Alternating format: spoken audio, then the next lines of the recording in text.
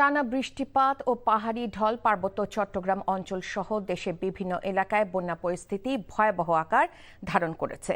পানিতে তলিয়ে গেছে সড়ক মহাসড়ক, ঘরবাড়ি ও দোকানপাটে পানি ঢুকে জনভোগান্তি চরমে পৌঁছেছে।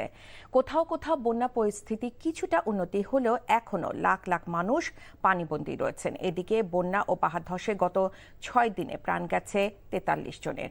বিস্তারিত ইমরুল কায়েসের ডেস্ক রিপোর্টে। প্রবল বর্ষণ ও পাহাড়ি ঢলে চট্টগ্রাম মহানগরীর সর্বত্রই পানি, কোথাও হাঁটু পানি তো কোথাও কোমর পানি। তবুও থেমে নেই নগর জীবনের কর্মচাঞ্চল্য, চরম দুর্ভোগে নগরবাসীরা।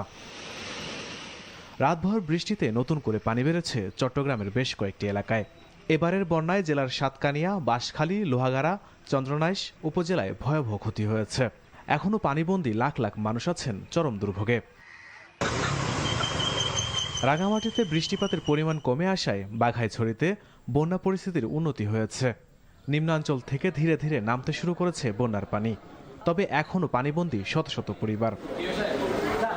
তাদেরকে রিহ্যাবিলিট করার জন্য, পুনর্বাসন করার জন্য আমরা চেষ্টা করবো। গরু ছাগল দিতে হলে দিব, ঘর বাড়ি বানানোর জন্য এগুলি দিব। বান্দরবনে বন্যা পরিস্থিতি অপরিবর্তিত রয়েছে, তবে বন্যা ও পাহাড় ধসে বিপর্যস্ত হয়ে পড়েছে জনজীবন। জেলার সঙ্গে সারা দেশের সড়ক যোগাযোগ বিচ্ছিন্ন রয়েছে। বসত বাড়ি তো ডুবে গেছে, তারপরে দোকানও ডুবে গেছে। এখন বসত বাড়ি শুকাইছে, কিন্তু আমাদের তো খাবার দাবার নাই, এখন খাবারের ব্যবস্থা নেই। আমার কোনো থাকার ব্যবস্থা নেই, কোনো খাওয়ার ব্যবস্থা নেই। বাচ্চা কাচ্চা লইয়ে এই জায়গায় দাঁড়াই। বন্যা পরিস্থিতির উন্নতি হয়েছে খাগড়াছড়িতে।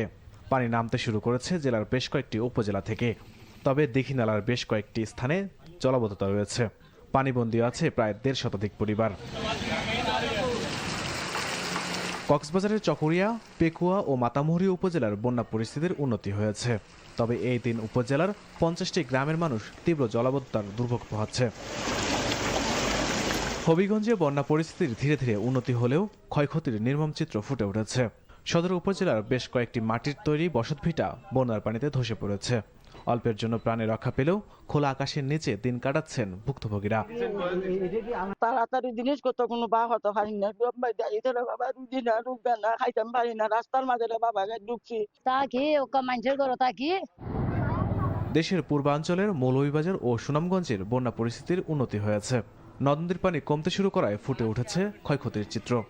Imrul Kayes, NTV news desk.